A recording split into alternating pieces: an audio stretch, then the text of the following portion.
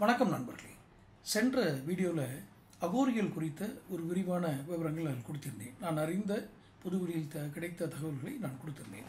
இப்பொழுது நாகா சாதுக்கள் அகோரிகளைப் போலவே இவர்களும் நிர்வாணமாக வலம் வந்தாலும் இவர்கள் முற்றிலும் வேறானவர்கள் என்று கூறப்படுகிறது. வேறு வகையை சேர்ந்தவர்கள். இவர்களை தத்தாத்திரேயர் உருவாக்கிய படை என்பார்கள்.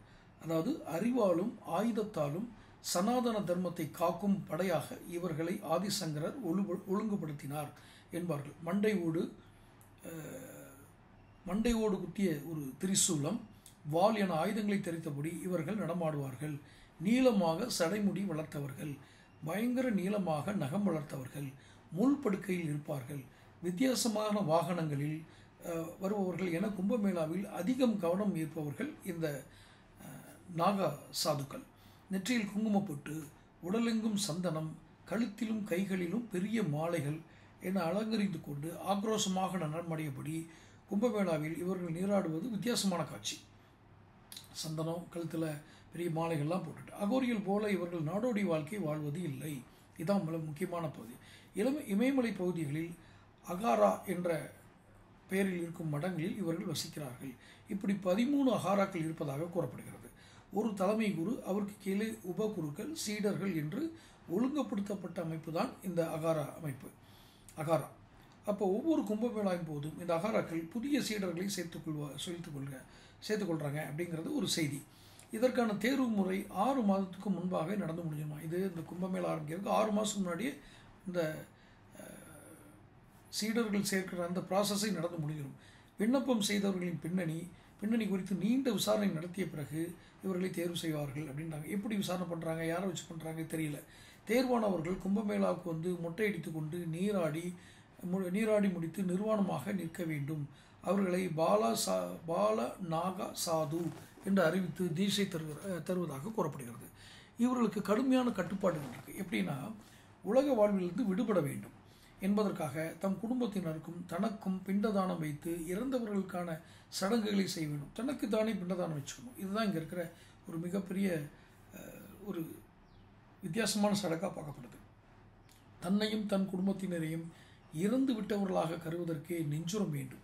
நாமும் இறந்து போயிட்டோம், அதாவது நம் உடல் இறந்து விட்டது, நம் உறவினர்கள் உடல் இறந்து விட்டது என்று, குடும்பத்தினர் உடல் இறந்து விட்டது என்று நினைப்பதற்கே ஒரு நெஞ்சுரம் வேணும். அதன் பின் யாசகம் செய்து வாழ வேண்டும். அது மிக முக்கியம். முதல்ல ஒரு நாளில் ஒரு வேளை மட்டுமே சாப்பிடணும். 7 வீடுகளில் மட்டுமே யாசகம் செய்ய வேண்டும். அந்த 7 வீடுகளில் அன்று உணவு கிடைக்காவிட்டால் நாள் முழுக்க பட்டினி கிடக்க பழக வேண்டும். யாசகம் செய்யாத நாட்களில் மலைகளில் கிடக்கும் கிழங்குகள், பழங்கள், மூலிகைகளை சாப்பிட்டு கொள்ளலாம். யோக ஆன்மீக பயிற்சி என்று ஆண்டு கணக்கில் அவங்க கொடுக்குறாங்க. யோக பயிற்சி அண்ட் ஆன்மீக பயிற்சி. நாகா சாதுக்களில் பெண்களும் இருக்கிறாங்க. இதாவது அவர்களுக்கு அகராக்களில் தான் இருப்பார்கள். குடும்ப உறவுகளை தொடர்ந்து, பந்தபாசங்களை தொடர்ந்து 6 முதல் 12 ஆண்டுகள் அவர்கள் விரதத்தை கடைபிடிக்கணும். பார்த்துக்குங்க, பெண்களுக்கு. அவர்களும் தங்களுக்கும் தங்கள் குடும்பத்திற்கும் பிண்டதானம் வைத்து எல்லாருமே இறந்ததாக கருதி மறுபிறவி எடுத்துவிட்டு இங்கு வருகிறார்கள். திரும்ப ரீபர்த்து தான். ஆனால் ஆண் நாகா சாதுக்களைப் போல இவர்கள் நிர்வாணம் கடைபிடிக்க வேண்டிய அவசியம் இல்லை. தைக்கப்படாத நீளமான காவியுடைய உடலில் போர்த்தி கொண்டு நெட்டியில் பெரிய திலகம் இட்டிருப்பார்கள்.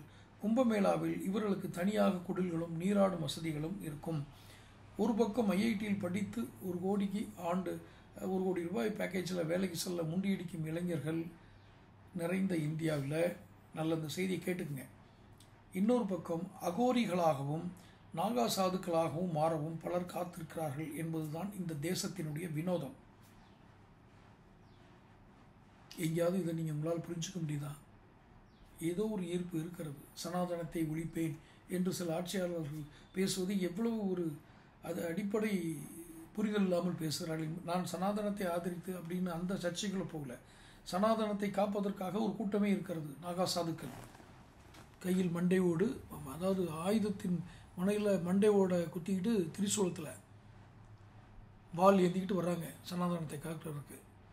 இப்படி மக்கள் இங்கே இருக்கிறார்கள் என்பது இங்கே இருக்கும் ஆட்சியாளர்கள் முதலில் புரிந்து கொள்ள வேண்டும். அதற்காக அவங்க சூலாயுதத்தில் மண்டை ஓட்ட வச்சுட்டு வராங்க, நீங்களாம் பயந்துருங்கன்னு நான் சொல்லலை. நீங்கள் செய்ய வேண்டியது என்ன என்பதை மிக தீர்க்கமாக முடிவெடுங்கள். இப்படி அதிதீவிரமாக நம்பிக்கை உள்ள மக்களை நீங்கள் ஏன் சீர்குலைக்கிறீர்கள்? அவர்கள் வாட்டுக்கு அவங்க வாழ்ந்துட்டு போகிறாங்க. சனாதனம் ஒழிக்கப்பட வேண்டும், சனாதனத்தை கொசு போல் ஒழிப்பேன், துணை முதலமைச்சர் போன்ற மிகுந்த அறிவாளிகள் இதை புரிந்து கொள்ள வேண்டும்.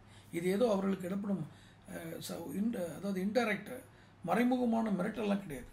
பாருங்கள், அந்த நாகா சாதுக்கள்லாம் திரிசூலத்தை கையில் எடுத்துக்கிட்டு மண்டபத்தை வச்சுட்டு வர்றாங்க, பார்த்து பேசுங்க அப்படின்லாம் நான் சொல்லலை. அந்த நம்பிக்கையின் உச்சம் என்ன என்பதையும் நீங்கள் புரிந்து கொள்ளுங்கள். உங்களுக்கு அதில் மேல் நம்பிக்கை இல்லை, விட்டுவிடுங்கள். பொது வழியில் பேசி வாக்கு சேகரிப்பதற்காக சனாதர்மத்தை இனி கையில் எடுக்காதீர்கள். அதை காக்கிற ஒரு கூட்டம் இருக்கிறது, அதற்காக தயாராக இளைஞர்களும் இருக்கிறார்கள் என்பதை இப்போது இருக்கும் இளைய தலைமுறை உதயநிதி சற்று புரிந்து கொள்ளுங்கள். அமைதியாக போங்கன்னு தான் சொல்கிறேன். நீங்கள் வாட்டு அதை கடந்து போயிட்டே இருங்க. அது தாக்கத்தை ஏற்படுத்துதா இல்லையாங்கிறத மக்கள் முடிவு பண்ணிட்டு போகிறாங்க. நீங்கள் பேசி வம்பிழுத்து அதை ஒரு கலவரத்தை உண்டு பண்ணிடாதீங்கிறதுக்காக சொல்கிறேன். இது என்னுடைய நல்லெண்ண நோக்கம். தொடர்ந்து சேனல் பாருங்கள், சப்ஸ்கிரைப் பண்ணுங்கள், நோட்டிஃபிகேஷன் பில் பதிவு பண்ணுங்கள். அப்போ தான் உங்களுக்கு வீடியோக்கள் வந்து சேரும்.